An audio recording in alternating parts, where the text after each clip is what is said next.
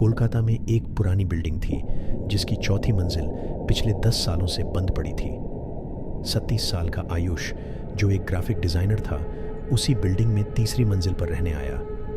आयुष को ये फ्लैट सस्ता और अच्छा लगा, लेकिन वॉचमैन ने उसे एक सलाह दी, चौथी मंजिल के पास मत जाना। एक रात जब आयुष का वाईफाई बार बार कट रहा था तो उसने बाहर जाकर राउटर चेक किया।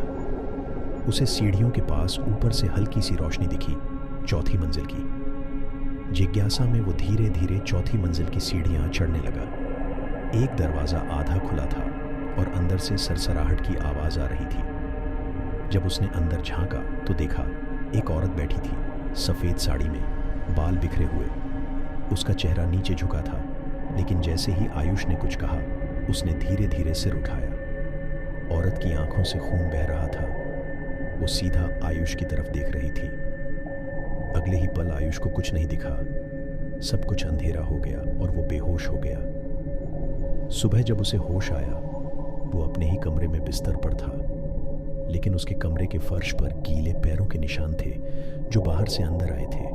सौरभ ने कहा कि शायद सपना देखा होगा, लेकिन सीसीटीवी ने कुछ और दिखाया। रात 2:47 पर आयुष अकेला ऊपर गया था, लेकिन नीचे आते समय उसके पीछे कोई परछाई चल रही थी। जब आयुष ने वॉचमैन से पूछा, उसने बताया कि 10 साल पहले उस कमरे में एक औरत ने आत्महत्या की थी।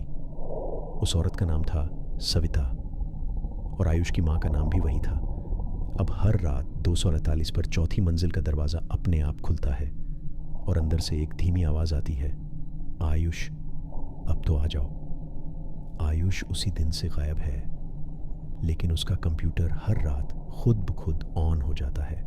आयुष के लिए एक लाइक करें, कमेंट में बताओ कहानी कैसी लगी और पार्ट 2 के लिए सब्सक्राइब करें।